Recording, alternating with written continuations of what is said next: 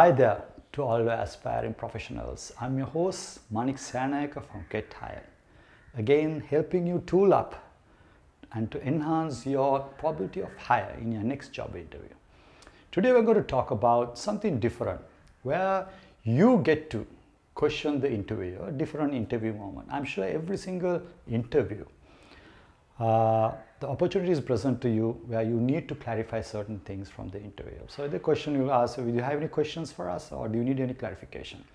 Now this is a great opportunity, but sadly a lot of people don't take it seriously, really don't acknowledge the significance of that. They will even sometimes not have a question to ask. They say, I'm fine, I don't have anything. And some you might have that standard structured clarification question. So in the event, if you have not been presented that opportunity, you need to really be proactively asked for that moment from the interview. That's your right. But usually any professional interviewer should give that opportunity. Usually happens at the end of the interview. Now, if you look at all the interviews, why people don't get hired, for so many reasons. But if you look at very basically, despite having competencies, skill set, matching the role, job role, your tick the boxes in terms of experience, your capabilities, but you still don't get the job to a greater extent is simply because a couple of reasons. One is that you have the potential skills, but you don't know how to articulate your questions, answers or responses. Number two is basically the interview doesn't ask the right question, so that it creates an opportunity to really showcase what you can really bring to the table. It's nothing, if he fails to ask questions on the behavioral aspect, technical aspect, skill competencies, all that, interpersonal skills, etc. So when that is presented, and that's very unfair if you don't have that opportunity. And sometimes they ask the right questions, but you're not given enough time to really explain. So it becomes a one-way street. It's sort of like a monologue instead of being a discussion or a dialogue. So very important that when you are given the opportunity to ask questions, whether you have, even if you have answered all the questions really well and if you had enough time, use that opportunity to the maximum. Now here you need to figure out how you're going to approach that. In traditional conventional training, you say that when the interviewer asks you, you have any clarification, is the moment to clarify whether you are the right fit for the organization from your point of view, whether the culture is fitting for you, or whether it is a job role, the functions, responsibilities, what you're looking for. So the whole thing, whole organization, whether it is aligned with your values is something which you try to clarify from that particular moment. Now, I would say this is a waste of time. Don't use that particular moment to seek clarification or seek information to qualify your decision. Use that moment to sell yourself. If you have, usually it is used to clarify doubts, assessments of your suitability, or any other burning issues that you have with the organization. But don't ever go there. Use that to sell yourself on your competencies and your skill set. Use this as a value moment, a moment in which you need to show the aspects which were not discussed prior in the interview. How do you do that? Now he expects you to ask a question. So how do you really show your values and skills? This is where you need to have a lot of research and preparation. You need to know about the organization. More importantly, you have to know about the role as well. Now this is where you create a differentiation with all other candidates. They will ask a structured question about salaries or benefits or organizational certain aspects, but here you are trying to sell. How you are going to do is basically you are going to show your skills plus your experience, combine that, which relates to results or achievements, because skills alone or experience alone has no value unless it is backed up by results or which is achievements in your past, and that is also irrelevant or in isolation, has no value if it is not linked to the job role. So you need to add your capabilities or your skill set to your experience, combine those two, show the results and link that to the aspect of the job role. So let me get back to you in terms of how we can really structure that. And so there are certain few things that you really have to avoid in a situation where you have been asked or given the opportunity to ask question. Number one is that you should not ask about the salary.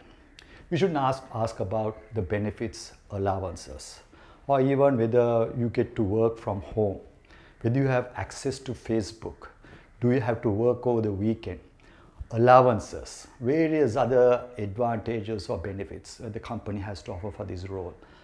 These can wait. This will only come or will make relevant. So you need to always ask questions, but not at that stage.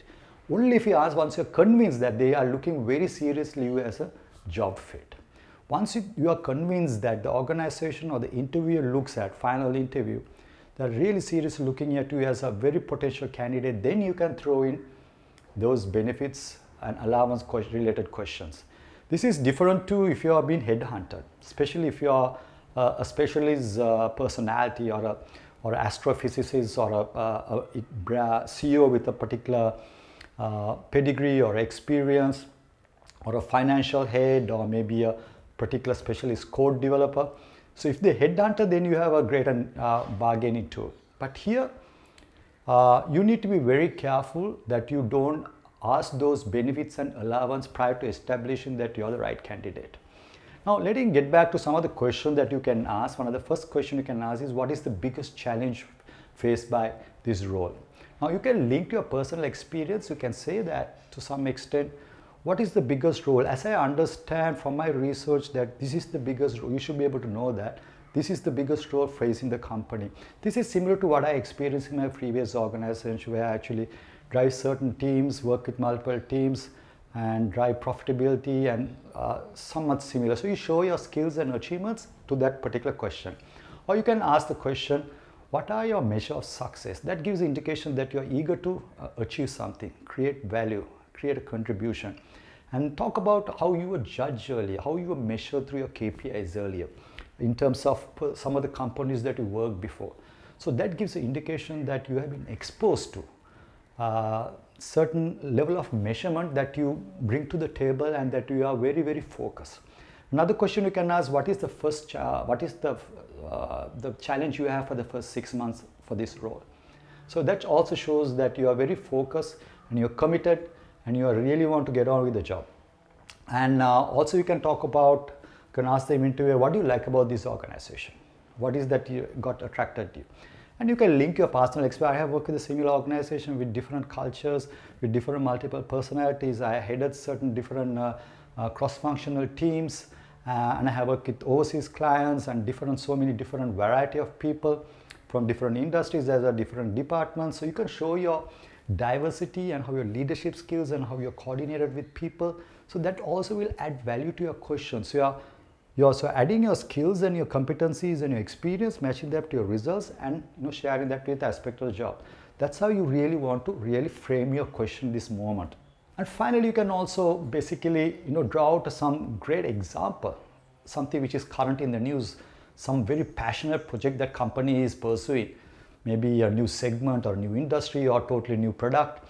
And you can say that how you were strategically, you were also involved in a similar kind of environment before, and that you are driven by that kind of insane kind of passion. So that shows commitment, that shows that you know about the organization. That will work really well for you in your interview. So these are some of the elements that you can really, so in a nutshell, use this opportunity to sell yourself, right? Don't use that as a opportunity to seek information. You can always seek information, whatever you want. You can do your due diligence prior to interview or after the interview. That's not the moment, all right? So you can always speak to the employees working there and get all the information before or after the interview. Use that moment to impress the interviewer, and I'm sure they will look at you positively, even areas which are not covered prior. This is the right moment to take advantage of that moment. Treat it as a value moment. So if you like this video, please put a thumbs up, ring the bell, please share this video with all your friends, and visit my channel, GETHIRED, for more diverse variations of clips on job interview and also recruitment selection area. Thanks for watching. I'll see you soon.